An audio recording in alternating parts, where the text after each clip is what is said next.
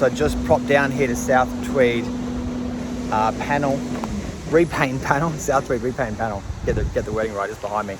And this is what we're getting sorted out. So I'd said to you that I was going to get the front bumper bars getting redone. I'm going to also get a quote on redoing the bonnet, because there's a couple of stone chips in the front, so it'd just be easiest to do that.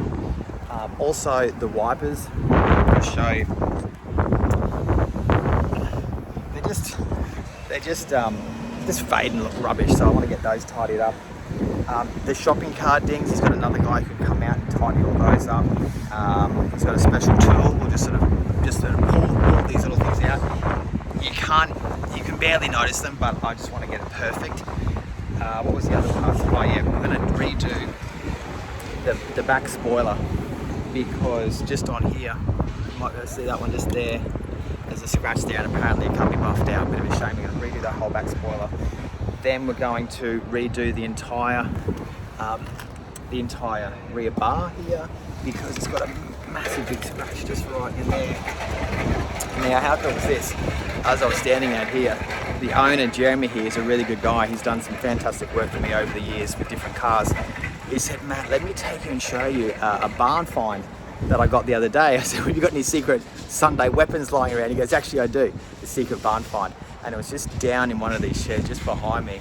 And I don't know if I've got permission to show you, but let me just say, it was literally a barn find that he found in Chillingham.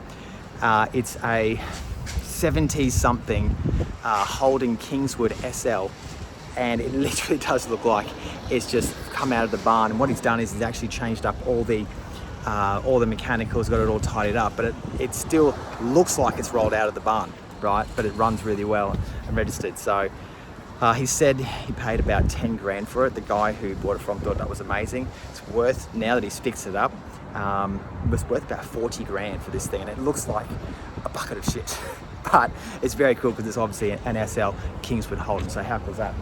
So they're going to get me a quote done on all this work, and then I'm going to bring it back down here and get it all sorted out. So very, very exciting. All right, take care.